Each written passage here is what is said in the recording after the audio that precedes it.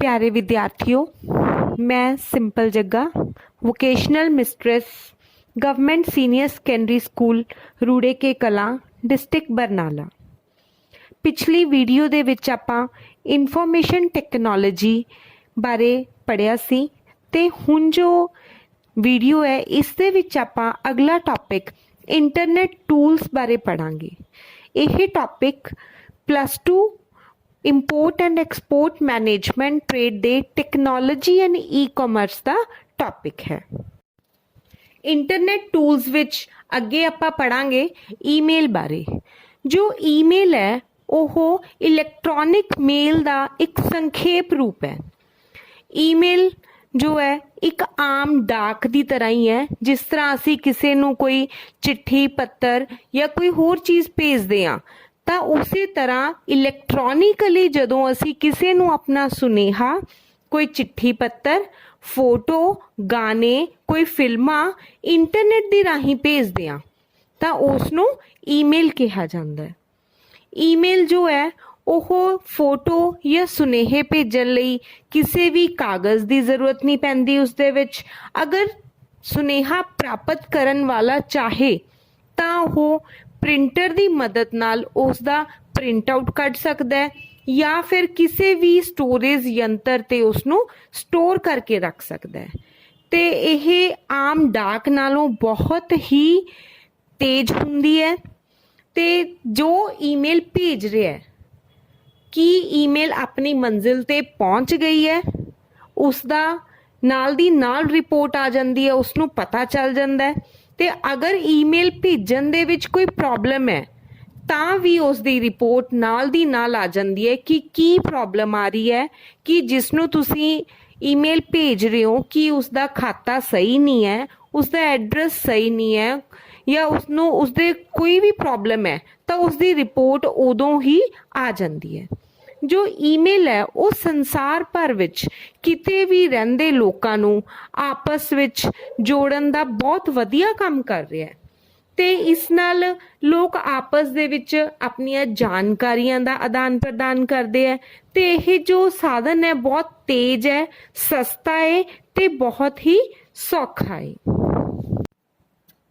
Email दी वरतों using email कि email नूं हुण आपां वरतना किवें है।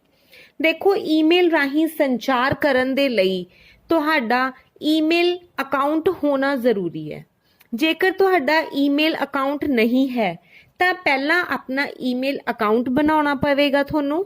जिस तरह याहू, सिफी, जीमेल, हॉटमेल बहुत सारिया आम वरतियां जांदियां वैबसाइट्स जो कि ईमेल अकाउंट की सुविधा नूं मुफ्त प्रदान करदियां हन। मान लवो तुसी जीमेल ते अपना खाता खोलना चाहते हो तो सब तो पहला अपने कंप्यूटर नूं इंटरनेट सेवा नाल जोड़ के www.gmail.com दी साइट खोलो। उस तो बाद जिस तरह इस पिक्चर दे विच शो हो रहा है कि अगर तो तुहाडा अपना खाता है पहला बनया होया है तो तुसी अपनी ईमेल आईडी या अपना फ़ोन नंबर भरो तो फिर अपना पासवर्ड भरो तो तुसी अपनी जिहड़ी जीमेल का अकाउंट है उसनूं खोल सकते हो। पर अगर तुहाडा खाता नहीं है जीमेल ते तो तुसी देखो लैफ्ट साइड ते नीचे क्रिएट अकाउंट लिखा होया है। तो जदों तुसी क्रिएट अकाउंट ते क्लिक करोगे तो उस तो बाद तुहाडे कोले नैक्सट विंडो खुल जूगी जिस दे विच कि तुसी अपना नाम, फर्स्ट नेम, लास्ट नेम, तुसी अपना जो एड्रैस रखना चाहते हो ईमेल का ओहो ते जो अपना पासवर्ड रखना चाहते हो ओहो सारा कुछ भर के अपनी होर जो भी जानकारी उस दे विच पूछी जाती है वो जानकारी भर के तुसी अपना जो खाता है वो बना सकते हो। अगे है रीडिंग एंड ईमेल। ईमेल नूं असी रीड किवें कर सकते हाँ। जदों हुण तुहाडा खाता बन गया तो अगर तुहानूं कोई ईमेल भेज रहा है तो तुसी उसनूं अपनी ईमेल नूं आईडी भर के पासवर्ड भर के उसनूं खोलोगे तो खोलन तो बाद लैफ्ट साइड ते इनबॉक्स का एक लिंक बनया हुआ है। जदों असी उस इनबॉक्स ते क्लिक करांगे तो साडे ਇਨਬਾਕਸ ਦੇ ਵਿੱਚ ਜਿੰਨੀਆਂ ਵੀ ਈਮੇਲਸ ਆਈਆਂ ਹੋਈਆਂ ਨੇ ਉਹਨਾਂ ਨੂੰ ਅਸੀਂ ਰੀਡ ਕਰ ਸਕਦੇ ਹਾਂ। ਨੈਕਸਟ ਹੈ ਕੰਪੋਜ਼ਿੰਗ ਐਂਡ ਸੈਂਡਿੰਗ ਐਨ ਈਮੇਲ। ਕੰਪੋਜ਼ਿੰਗ ਦਾ ਕੀ ਮਤਲਬ ਹੈ ਕਿ ਅਸੀਂ ਕਿਸੇ ਨੂੰ ਕੋਈ ਈਮੇਲ ਭੇਜਣਾ ਚਾਹੁੰਦੇ ਆ ਤਾਂ ਅਸੀਂ ਉਸ ਈਮੇਲ ਨੂੰ ਕਿਵੇਂ ਬਣਾਵਾਂਗੇ ਤਾਂ ਕਿ ਅਸੀਂ ਕਿਸੇ ਨੂੰ ਈਮੇਲ ਭੇਜ ਸਕੀਏ। ਦੇਖੋ ਜਦੋਂ ਅਸੀਂ ਆਪਣੀ ਈਮੇਲ ਆਈਡੀ ਬਣਾ ਲਈ ਤਾਂ ਅਸੀਂ ਉਸ ਈਮੇਲ ਆਈਡੀ ਨੂੰ ਖੋਲਦੇ ਆ ਆਪਣਾ ਆਈਡੀ ਤੇ ਪਾਸਵਰਡ ਭਰ ਕੇ, ਤਾਂ ਉਸ ਦੇ ਵਿੱਚ ਲੈਫਟ ਸਾਈਡ ਤੇ ਉੱਪਰ ਇੱਕ ਕੰਪੋਜ਼ ਦੀ ਆਪਸ਼ਨ ਬਣੀ ਹੋਈ ਹੈ, ਨਾਲ ਇੱਕ ਪਲੱਸ ਦਾ ਸਾਈਨ ਬਣਿਆ ਹੋਇਆ ਹੈ। ਜਦੋਂ ਅਸੀਂ ਉਸ ਤੇ ਕਲਿੱਕ ਕਰਦੇ ਆ ਤਾਂ ਸਾਡੇ ਕੋਲੇ ਸੱਜੇ ਹੱਥ ਦੇਖੋ ਇੱਕ ਛੋਟੀ ਵਿੰਡੋ ਖੁੱਲ ਗਈ ਹੈ ਜਿੱਥੇ ਨਿਊ ਮੈਸੇਜ ਲਿਖਿਆ ਹੋਇਆ ਹੈ। ਤਾਂ ਉਸ ਦੇ ਵਿੱਚ ਅਸੀਂ ਟੂ ਦੇ ਅਸੀਂ ਉਸ ਦਾ ਐਡਰੈਸ ਲਿਖਾਂਗੇ ਜਿਸ ਨੂੰ ਅਸੀਂ ਈਮੇਲ ਭੇਜਣੀ ਹੈ। ਫਰੋਮ ਮਤਲਬ ਅਸੀਂ ਆਪਣਾ ਸਾਡਾ ਈਮੇਲ ਐਡਰੈਸ ਸਾਨੂੰ ਭਰਨ ਦੀ ਜ਼ਰੂਰਤ ਨਹੀਂ ਹੁੰਦੀ, ਉਹ ਆਟੋਮੈਟਿਕਲੀ ਆ ਜਾਂਦਾ ਹੈਗਾ। ਅੱਗੇ ਹੈ ਸਬਜੈਕਟ, ਕਿ ਅਸੀਂ ਸਬਜੈਕਟ ਜੋ ਵੀ ਅਸੀਂ ਜਿਸ ਦੇ ਬਾਰੇ ਅਸੀਂ ਈਮੇਲ ਭੇਜ ਰਹੇ ਹਾਂ ਉਸ ਦੀ ਇੱਕ ਛੋਟੀ ਜੀ ਹੈਡਿੰਗ ਬਣਾ ਸਕਦੇ ਹਾਂ ਤਾਂ ਕਿ ਸਬਜੈਕਟ ਤੋਂ ਹੀ ਕਲੀਅਰ ਹੋ ਜਾਵੇ ਕਿ ਈਮੇਲ ਕਿਸ ਬਾਰੇ ਹੈ। ਉਸ ਤੋਂ ਬਾਅਦ ਜੋ ਨੀਚੇ ਖਾਲੀ ਸਪੇਸ ਹੈ ਇਸ ਦੇ ਵਿੱਚ ਅਸੀਂ ਆਪਣਾ ਮੈਸੇਜ ਟਾਈਪ ਕਰ ਸਕਦੇ ਹਾਂ, ਜੋ ਵੀ ਮੈਸੇਜ ਅਸੀਂ ਕਿਸੇ ਨੂੰ ਭੇਜਣਾ ਹੈ। ਮੈਸੇਜ ਟਾਈਪ ਕਰਨ ਤੋਂ ਬਾਅਦ ਉਸਨੂੰ ਇੱਥੇ ਸੈਂਡ ਦੀ ਜੋ ਆਪਸ਼ਨ ਬਣੀ ਹੈ ਉਸ ਤੇ ਕਲਿੱਕ ਕਰਾਂਗੇ ਤਾਂ ਜੋ ਈਮੇਲ ਐਡਰੈਸ ਅਸੀਂ 2 ਦੇ ਵਿੱਚ ਭਰਿਆ ਸੀ ਉਸ ਈਮੇਲ ਐਡਰੈਸ ਤੇ ਮੈਸੇਜ ਪਹੁੰਚ ਜਾਏਗਾ। ਨੈਕਸਟ ਹੈ ਅਟੈਚਿੰਗ ਫਾਈਲਸ। ਅਟੈਚਿੰਗ ਫਾਈਲਸ ਦਾ ਕੀ ਮਤਲਬ ਹੈ ਕਿ ਅਸੀਂ ਜਦੋਂ ਕਿਸੇ ਨੂੰ ਕੋਈ ਈਮੇਲ ਭੇਜਦੇ ਹਾਂ ਤਾਂ ਅਸੀਂ ਮੈਸੇਜ ਦੇ ਨਾਲ ਕੋਈ ਡਾਕੂਮੈਂਟ ਭੇਜਣਾ ਚਾਹੁੰਦੇ ਹਾਂ, ਕੋਈ ਫੋਟੋ ਭੇਜਣਾ ਚਾਹੁੰਦੇ ਹਾਂ, ਕੋਈ ਫਾਈਲ, ਕੋਈ ਗਾਣਾ, ਕੋਈ ਵੀਡੀਓ ਜਾਂ ਕੋਈ ਮੂਵੀ, ਅਸੀਂ ਕੁਝ ਵੀ ਭੇਜਣਾ ਚਾਹੁੰਦੇ ਹਾਂ ਤਾਂ ਉਸ ਨੂੰ ਅਸੀਂ ਅਟੈਚ ਕਰ ਸਕਦੇ ਹਾਂ ਆਪਣੀ ਈਮੇਲ ਦੇ ਨਾਲ। ਦੇਖੋ ਜਿਸ ਤਰ੍ਹਾਂ ਇੱਥੇ ਫੋਟੋ ਦੇ ਵਿੱਚ ਖੁੱਲਿਆ ਹੋਇਆ ਹੈਗਾ ਵਿੰਡੋ ਕਿ ਇਸ ਦੇ ਵਿੱਚ ਟੂ ਦੇ ਵਿੱਚ ਪਹਿਲਾਂ ਈਮੇਲ ਆਈਡੀ ਲਿਖੀ ਹੈ ਜਿਸ ਨੂੰ ਵੀ ਭੇਜਣਾ ਹੈ, ਸਬਜੈਕਟ ਅਸੀਂ ਆਪਣਾ ਮੈਸੇਜ ਉਸੇ ਤਰ੍ਹਾਂ ਜਿਵੇਂ ਪਹਿਲਾਂ ਤੁਹਾਨੂੰ ਦੱਸਿਆ ਉਵੇਂ ਸਾਰਾ ਟਾਈਪ ਕਰਕੇ ਇੱਥੇ ਦੇਖੋ ਇੱਕ ਸਾਈਨ ਬਣਿਆ ਹੋਇਆ ਹੈ, ਕਲਿੱਪ ਦਾ ਸਾਈਨ ਹੈ ਇੱਕ, ਅਟੈਚ ਫਾਈਲਸ।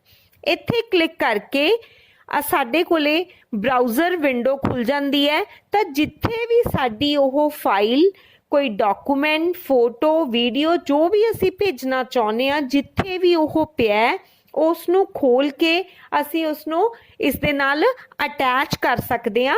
ਅਟੈਚ ਕਰਕੇ ਫਿਰ ਇਸ ਨੂੰ ਸੈਂਡ ਕਰ ਦਾਂਗੇ ਤਾਂ ਉਹ ਸਾਡੀ ਈਮੇਲ ਦੇ ਨਾਲ ਜੋ ਵੀ ਚੀਜ਼ ਅਸੀਂ ਨਾਲ ਅਟੈਚ ਕੀਤੀ ਹੈ ਉਹ ਵੀ ਉਸ ਕੋਲੇ ਚਲੀ ਜਾਏਗੀ ਜਿਸ ਨੂੰ ਅਸੀਂ ਈਮੇਲ ਭੇਜ ਰਹੇ ਹਾਂ। Opening attachments.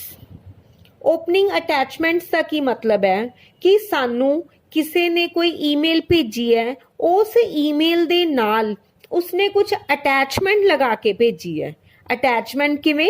ਜਿਵੇਂ ਕਿ ਉਸਨੇ ਕੋਈ ਫੋਟੋ ਭੇਜੀ ਹੈ, ਕੋਈ ਵੀਡੀਓ ਭੇਜੀ ਹੈ ਜਾਂ ਕੋਈ ਡਾਕੂਮੈਂਟ ਭੇਜਿਆ ਹੈ, ਕੋਈ ਫਾਈਲ ਭੇਜੀ ਹੈ ਤਾਂ ਅਸੀਂ ਉਸ ਨੂੰ ਕਿਵੇਂ ਖੋਲਾਂਗੇ? ਜੋ ਵੀ ਸਾਡੇ ਕੋਲੇ ਈਮੇਲ ਆਈ ਹੈ ਉਸ ਨੂੰ ਅਸੀਂ ਇਨਬਾਕਸ ਦੇ ਵਿੱਚੋਂ ਖੋਲ ਕੇ ਜਦੋਂ ਅਸੀਂ ਦੇਖਦੇ ਹਾਂ, ਦੇਖੋ ਇਸ ਫੋਟੋ ਦੇ ਵਿੱਚ ਸ਼ੋ ਹੋ ਰਿਹਾ ਹੈਗਾ ਕਿ ਇੱਥੇ ਇੱਕ ਸਾਈਨ ਬਣਿਆ ਹੋਇਆ ਹੈਗਾ, ਐਰੋ ਬਣਿਆ ਹੋਇਆ ਜਿਸ ਨਾਲ ਕਿ ਅਸੀਂ ਆਪਣੀ ਜੋ ਵੀ ਸਾਡੇ ਕੋਲੇ ਫਾਈਲ, ਕੋਈ ਡਾਕੂਮੈਂਟ ਆਇਆ ਹੈ ਉਸ ਨੂੰ ਡਾਊਨਲੋਡ ਕਰ ਸਕਦੇ ਹਾਂ ਜਾਂ ਫਿਰ ਨਾਲ ਜੋ ਇੱਕ ਸਾਈਨ ਬਣਿਆ ਹੋਇਆ ਹੈਗਾ ਉਸ ਨਾਲ ਅਸੀਂ ਉਸ ਨੂੰ ਆਪਣੇ ਡਰਾਈਵ ਤੇ ਸੇਵ ਕਰ ਸਕਦੇ ਹਾਂ। ਅੱਗੇ ਹੈ ਐਡਿੰਗ ਸਿਗਨੇਚਰ। ਦੇਖੋ ਅਸੀਂ ਕਿਸੇ ਨੂੰ ਕੋਈ ਈਮੇਲ ਭੇਜ ਰਹੇ ਹਾਂ ਤਾਂ ਉਸ ਦੇ ਵਿੱਚ ਅਸੀਂ ਆਪਣੇ ਸਿਗਨੇਚਰ ਵੀ ਐਡ ਕਰ ਸਕਦੇ ਹਾਂ ਕਿ ਅਸੀਂ ਡਿਜੀਟਲੀ ਹੀ ਉਸ ਤੇ ਆਪਣੇ ਸਾਈਨ ਕਰ ਸਕਦੇ ਹਾਂ। ਉਹ ਕਿਸ ਤਰ੍ਹਾਂ ਹੁੰਦੇ ਨੇ? ਦੇਖੋ ਇਸ ਫੋਟੋ ਦੇ ਵਿੱਚ ਦੇਖੋ ਜਿਸ ਤਰ੍ਹਾਂ ਇੱਥੇ ਗ੍ਰਾਫਿਕ ਸਿਗਨੇਚਰ ਬਣਿਆ ਹੋਇਆ ਹੈ, ਇਸ ਦੇ ਰਾਹੀਂ ਅਸੀਂ ਆਪਣੇ ਸਿਗਨੇਚਰ ਕਰਕੇ ਉਸ ਨੂੰ ਸੇਵ ਕਰਕੇ ਰੱਖ ਸਕਦੇ ਹਾਂ ਤੇ ਉਸ ਨਾਲ ਉਹ ਸਿਗਨੇਚਰ ਨੂੰ ਅਸੀਂ ਜਦੋਂ ਵੀ ਕੋਈ ਈਮੇਲ ਭੇਜਦੇ ਹਾਂ ਉਸ ਦੇ ਨਾਲ ਅਟੈਚ ਕਰ ਸਕਦੇ ਹਾਂ। ਅੱਗੇ ਹੈ ਡਿਲੀਟਿੰਗ ਐਨ ਈਮੇਲ, ਕਿ ਕੋਈ ਈਮੇਲ ਜੋ ਸਾਨੂੰ ਆਈ ਹੈ ਜਾਂ ਅਸੀਂ ਭੇਜੀ ਹੈ ਉਸ ਨੂੰ ਡਿਲੀਟ ਕਿਵੇਂ ਕਰਨਾ ਹੈ। ਦੇਖੋ ਅਗਰ ਤਾਂ ਸਾਨੂੰ ਫਾਈਲ ਆਈ ਹੋਈ ਹੈ ਤਾਂ ਉਸ ਨੂੰ ਅਸੀਂ ਇਨਬਾਕਸ ਦੇ ਵਿੱਚੋਂ ਖੋਲ ਕੇ, ਇੱਥੇ ਦੇਖੋ ਐਰੋ ਲੱਗਿਆ ਹੋਇਆ ਫੋਟੋ ਦੇ ਵਿੱਚ, ਦੇਖੋ ਸਾਈਨ ਬਣਿਆ ਹੋਇਆ ਹੈਗਾ ਡਿਲੀਟ ਦਾ, ਕਲਿੱਕ ਕਰਕੇ ਅਸੀਂ ਉਸ ਨੂੰ ਡਿਲੀਟ ਕਰ ਸਕਦੇ ਹਾਂ। ਅਗਰ ਭੇਜੀ ਹੋਈ ਮੇਲ ਦੇ ਵਿੱਚ ਹੈ ਤਾਂ ਸੈਂਟ ਮੇਲ ਦੇ ਵਿੱਚੋਂ ਖੋਲ ਕੇ ਉਸ ਨੂੰ ਅਸੀਂ ਕਲਿੱਕ ਕਰਕੇ ਇੱਥੋਂ ਡਿਲੀਟ ਕਰ ਸਕਦੇ ਹਾਂ। ਨੈਕਸਟ ਹੈ ਮੈਨੇਜਿੰਗ ਈਮੇਲ ਅਕਾਊਂਟ। ਮੈਨੇਜ ਕਰਨ ਦਾ ਮਤਲਬ ਹੁੰਦਾ ਹੈ ਪ੍ਰਬੰਧਨ ਕਰਨਾ। ਮਤਲਬ ਕੀ ਹੈ ਕਿ ਦੇਖੋ ਕਈ ਵਾਰੀ ਕੁਝ ਆਰਗੇਨਾਈਜੇਸ਼ਨਸ ਹੁੰਦੀਆਂ, ਕੰਪਨੀਜ਼ ਹੈ, ਉਹਨਾਂ ਦੇ ਵਿੱਚ ਬਹੁਤ ਸਾਰੀਆਂ ਈਮੇਲਸ ਕਸਟਮਰਸ ਵੱਲੋਂ ਭੇਜੀਆਂ ਜਾਂਦੀਆਂ ਜਾਂ ਬਹੁਤ ਸਾਰੀਆਂ ਈਮੇਲਸ ਉਹਨਾਂ ਨੇ ਆਪਣੀ ਪ੍ਰਮੋਸ਼ਨ ਦੇ ਲਈ ਕਸਟਮਰਸ ਨੂੰ ਭੇਜੀਆਂ ਹੁੰਦੀਆਂ, ਤਾਂ ਉਸ ਸਭ ਨੂੰ ਮੈਨੇਜ ਕਰਨਾ ਕਿ ਕਈ ਤਾਂ ਕੰਪਨੀਜ਼ ਨੇ ਅੱਗੋਂ ਬੰਦੇ ਹਾਇਰ ਕੀਤੇ ਹੋਏ ਹੁੰਦੇ ਆ, ਏਜੰਟਸ ਰੱਖੇ ਹੋਏ ਹੁੰਦੇ ਆ ਜੋ ਕਿ ਉਹਨਾਂ ਈਮੇਲਸ ਨੂੰ ਰੀਡ ਕਰਦੇ ਨੇ ਜਾਂ ਉਹਨਾਂ ਨੂੰ ਅਲੱਗ-ਅਲੱਗ ਕਰਦੇ ਨੇ ਕਿ ਕਿਹੜੀ ਕਿਸ ਦੇ ਨਾਲ ਰਿਲੇਟਡ ਹੈ, ਕਿਹੜੀ ਕਿਸ ਦੇ ਨਾਲ ਰਿਲੇਟਡ ਹੈ, ਇਸ ਤਰ੍ਹਾਂ ਉਸ ਨੂੰ ਮੈਨੇਜ ਕਰਦੇ ਨੇ। ਜਾਂ ਫਿਰ ਕਈ ਈਮੇਲਸ ਇਹੋ ਜਿਹੀਆਂ ਹੁੰਦੀਆਂ ਨੇ ਜੋ ਕਿ ਸਿਸਟਮੈਟਿਕ ਜਨਰੇਟਡ ਹੁੰਦੀਆਂ, ਮਤਲਬ ਸਿਸਟਮ ਖੁਦ ਹੀ ਉਸ ਨੂੰ ਜਨਰੇਟ ਕਰਕੇ ਈਮੇਲ ਭੇਜ ਦਿੰਦਾ ਹੈ, ਉਸ ਨੂੰ ਕਿਸੇ ਨੇ ਬਣਾ ਕੇ ਨਹੀਂ ਭੇਜਣਾ ਹੁੰਦਾ, ਉਸ ਦਾ ਕਿਸੇ ਨੇ ਖੁਦ ਜਵਾਬ ਨਹੀਂ ਦੇਣਾ ਹੁੰਦਾ। ਤਾਂ ਇਸ ਤਰ੍ਹਾਂ ਜੋ ਹੈ ਈਮੇਲਸ ਨੂੰ ਉਸ ਦੀ ਕੁਆਲਿਟੀ ਤੇ ਕੁਆਂਟੀਟੀ ਨੂੰ ਸਿਸਟਮੈਟਿਕ ਕੰਟਰੋਲ ਕੀਤਾ ਜਾਂਦਾ ਹੈਗਾ ਮੈਨੇਜਿੰਗ ਆਫ ਈਮੇਲ ਦੇ ਰਾਹੀਂ। ਨੈਕਸਟ ਹੈ ਐਨਾਟੋਮੀ ਆਫ ਈਮੇਲ। ਐਨਾਟੋਮੀ ਕਿਸ ਨੂੰ ਕਹਿੰਦੇ ਹੈ ਕਿ ਕਿਸੇ ਦੀ ਫਿਜ਼ੀਕਲ ਬੋਡੀ ਜਾਂ ਫਿਜ਼ੀਕ ਕਿਸ ਤਰ੍ਹਾਂ ਦੀ ਹੈ, ਕਿ ਉਹ ਜੋ ਈਮੇਲ ਹੈ ਉਹ ਦਿਖਦੀ ਕਿਵੇਂ ਹੈ। ਦੇਖੋ ਇਸ ਪਿਕਚਰ ਦੇ ਵਿੱਚ ਦੇਖੋ, ਸਭ ਤੋਂ ਪਹਿਲਾਂ ਫਰੋਮ ਲਿਖਿਆ ਹੋਇਆ ਹੈ ਕਿ ਕਿਸਨੇ ਈਮੇਲ ਭੇਜੀ ਹੈ, ਟੂ ਸਾਨੂੰ ਭੇਜੀ ਹੈ ਜਾਂ ਕਿਸ ਨੂੰ ਹੋਰ ਭੇਜੀ ਹੈ। ਇੱਕ ਈਮੇਲ ਬਹੁਤ ਸਾਰੇ ਬੰਦਿਆਂ ਨੂੰ ਇਕੱਠੇ ਵੀ ਭੇਜੀ ਜਾ ਸਕਦੀ ਹੈ। ਤੇ ਇੱਕ ਮੈਂ ਇੱਕ ਹੋਰ ਚੀਜ਼ ਇਸ ਦੇ ਵਿੱਚ ਦੱਸਣਾ ਚਾਹੂੰਗੀ ਕਿ ਜਦੋਂ ਕਿਸੇ ਨੂੰ ਈਮੇਲ ਭੇਜੀ ਜਾਂਦੀ ਹੈ ਤਾਂ ਉਸ ਦੇ ਨਾਲ ਇੱਕ CC ਇੱਕ BCC, ਇਹ ਦੋ ਆਪਸ਼ਨਸ ਵੀ ਆਉਂਦੀਆਂ ਨੇ। CC ਹੁੰਦਾ ਕਾਰਬਨ ਕਾਪੀ ਤੇ BCC ਹੁੰਦਾ ਬਲਾਈਂਡ ਕਾਰਬਨ ਕਾਪੀ। ਜੋ CC ਹੈ ਕਾਰਬਨ ਕਾਪੀ ਹੈ ਕਿ ਉਹ ਜਿਸ ਨੂੰ ਅਸੀਂ ਈਮੇਲ ਭੇਜ ਰਹੇ ਹਾਂ ਉਸ ਦਾ ਐਡਰੈਸ ਤਾਂ ਅਸੀਂ ਟੂ ਦੇ ਵਿੱਚ ਲਿਖਾਂਗੇ, CC ਕਰਕੇ ਅਸੀਂ ਕਿਸੇ ਹੋਰ ਨੂੰ ਉਹ ਸੇਮ ਈਮੇਲ ਭੇਜ ਰਹੇ ਹਾਂ ਤਾਂ ਉਸ ਦੀ ਕਾਰਬਨ ਕਾਪੀ ਕਿਸੇ ਹੋਰ ਨੂੰ ਵੀ ਭੇਜ ਰਹੇ ਹਾਂ ਤਾਂ ਉਸ ਨੂੰ CC ਕੀਤਾ ਜਾਂਦਾ ਹੈ। ਤੇ ਜੋ ਜਿਸ ਨੂੰ ਅਸੀਂ ਈਮੇਲ ਭੇਜ ਰਹੇ ਹਾਂ ਉਸ ਨੂੰ ਵੀ ਉਸ ਦਾ ਐਡਰੈਸ ਸ਼ੋ ਹੁੰਦਾ ਹੈ ਕਿ ਇਹ ਈਮੇਲ ਮੇਰੇ ਤੋਂ ਇਲਾਵਾ ਕਿਸੇ ਹੋਰ ਨੂੰ ਕਿਸ ਨੂੰ ਭੇਜੀ ਗਈ ਹੈ। ਤੇ ਜੋ BCC ਹੈ ਬਲਾਈਂਡ ਕਾਰਬਨ ਕਾਪੀ, ਕੰਮ ਉਸ ਦਾ ਸੇਮ ਹੀ ਹੈ ਕਿ ਉਹ ਵੀ ਕਿਸੇ ਹੋਰ ਨੂੰ ਉਸ ਈਮੇਲ ਦੀ ਕਾਰਬਨ ਕਾਪੀ ਭੇਜੀ ਜਾਂਦੀ ਹੈ। ਪਰ ਫਰਕ ਕੀ ਹੈ ਕਿ ਇਹ ਬਲਾਈਂਡ ਕਾਰਬਨ ਕਾਪੀ ਹੈ ਕਿ ਜੇ ਅਗਰ ਅਸੀਂ ਕਿਸੇ ਨੂੰ ਈਮੇਲ ਭੇਜ ਰਹੇ ਹਾਂ ਜਿਸ ਨੂੰ ਵੀ, ਉਸ ਨੂੰ ਇਹ ਸ਼ੋ ਨਹੀਂ ਹੋਊਗਾ ਕਿ ਜੋ ਇਹ ਸੇਮ ਈਮੇਲ ਹੈ ਉਹ ਕਿਸ ਹੋਰ ਨੂੰ ਕਿਸ ਨੂੰ ਭੇਜੀ ਗਈ ਹੈ, ਉਸ ਦਾ ਐਡਰੈਸ ਉਸ ਨੂੰ ਸ਼ੋ ਨਹੀਂ ਹੋਏਗਾ। ਨੈਕਸਟ ਹੈ ਸਬਜੈਕਟ, ਕਿ ਕਿਸ ਬਾਰੇ ਲਿਖ ਰਹੇ ਹਾਂ, ਹੈਡਿੰਗ ਹੈ। ਉਸ ਤੋਂ ਅੱਗੇ ਦੇਖੋ ਨੈਕਸਟ ਹੈ ਸੈਲੂਟੇਸ਼ਨ। ਸੈਲੂਟੇਸ਼ਨ ਹੁੰਦਾ ਹੈਗਾ ਨਮਸਕਾਰ, ਕਿ ਅਸੀਂ ਕਿਸੇ ਨੂੰ ਕੋਈ ਵੀ ਮੈਸੇਜ ਭੇਜਣ ਤੋਂ ਪਹਿਲਾਂ ਉਸ ਨੂੰ ਨਮਸਕਾਰ ਕਰ ਰਹੇ ਹਾਂ, ਜਿਸ ਤਰ੍ਹਾਂ ਇੱਥੇ ਲਿਖਿਆ ਹੈ ਡੀਅਰ ਕਰਨ। ਅੱਗੇ ਹੈ ਮੈਸੇਜ ਕੰਟੈਂਟ। ਮੈਸੇਜ ਕੰਟੈਂਟ ਦਾ ਮਤਲਬ ਹੈ ਕਿ ਅਸੀਂ ਆਪਣਾ ਮੈਸੇਜ ਕੀ ਭੇਜਣਾ ਚਾਹ ਰਹੇ ਹਾਂ, ਜੋ ਵੀ ਸਾਡਾ ਮੈਸੇਜ ਹੈ ਉਹ ਅਸੀਂ ਮੈਸੇਜ ਕੰਟੈਂਟ ਦੇ ਵਿੱਚ ਲਿਖਾਂਗੇ। ਉਸ ਤੋਂ ਬਾਅਦ ਹੈ ਕਲੋਜ਼ਿੰਗ। ਕਲੋਜ਼ਿੰਗ ਤੇ ਅਸੀਂ ਧੰਨਵਾਦ ਕਰਦੇ ਹਾਂ, ਜਿਸ ਤਰ੍ਹਾਂ ਇੱਥੇ ਲਿਖਿਆ ਹੋਇਆ ਰਿਗਾਰਡਸ, ਨੀਚੇ ਆਪਣਾ ਨਾਮ ਜਾਂ ਆਪਣੇ ਜੋ ਸਾਈਨ ਹੈ ਉਸ ਨੂੰ ਐਡ ਕਰਾਂਗੇ। ਦੇਖੋ ਨੀਚੇ ਸਿਗਨੇਚਰ ਫਾਈਲ, ਅਸੀਂ ਆਪਣੇ ਜੋ ਸਿਗਨੇਚਰਸ ਹੈ ਉਸ ਫਾਈਲ ਨੂੰ ਐਡ ਕਰ ਸਕਦੇ ਹਾਂ, ਆਪਣੇ ਸਿਗਨੇਚਰ ਉਸ ਤੇ ਲਗਾ ਸਕਦੇ। ਹੁਣ ਅੱਗੇ ਹੈ ਈਮੇਲ ਦੇ ਲਾਭ। ਦੇਖੋ ਜੋ ਈਮੇਲ ਹੈ ਉਹ ਸਭ ਦੇ ਲਈ ਇੱਕ ਹਰਮਨ ਪਿਆਰਾ ਸੰਚਾਰ ਦਾ ਸਾਧਨ ਬਣ ਚੁੱਕਿਆ ਹੈ, ਕਿਉਂਕਿ ਇਸ ਦੇ ਬਹੁਤ ਸਾਰੇ ਫਾਇਦੇ ਨੇ। ਤੇ ਇਸ ਦੇ ਫਾਇਦੇ ਕੀ ਨੇ? ਫਸਟ ਹੈ ਕਿਫਾਇਤੀ, ਕਾਸਟ ਇਫੈਕਟਿਵ।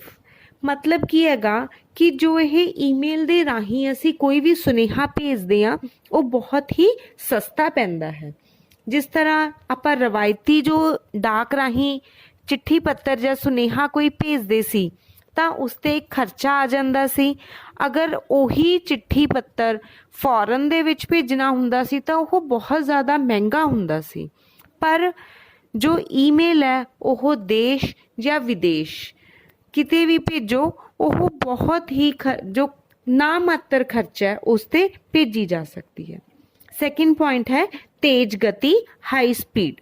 ਇਸ ਦਾ ਕੀ ਮਤਲਬ ਹੈ ਕਿ ਜੋ ਈਮੇਲ ਹੈ ਉਹ ਬਹੁਤ ਹੀ ਤੇਜ਼ ਗਤੀ ਨਾਲ ਪਹੁੰਚਦੀ ਹੈ। ਉਹ ਕੁਝ ਹੀ ਸਕਿੰਟਾਂ ਦੇ ਵਿੱਚ, ਕੁਝ ਹੀ ਪਲਾਂ ਦੇ ਵਿੱਚ ਆਪਣੀ ਮੰਜ਼ਿਲ ਤੇ ਪਹੁੰਚ ਜਾਂਦੀ ਹੈ, ਜਦਕਿ ਜੋ ਪੁਰਾਣੀ ਡਾਕ ਪ੍ਰਣਾਲੀ ਸੀ ਉਹ ਆਪਣੇ ਟਿਕਾਣੇ ਤੇ, ਆਪਣੀ ਮੰਜ਼ਿਲ ਤੇ ਕਈ ਦਿਨਾਂ ਬਾਅਦ ਪਹੁੰਚਦੀ ਸੀ। ਥਰਡ ਪੁਆਇੰਟ ਹੈ ਫੀਡਬੈਕ।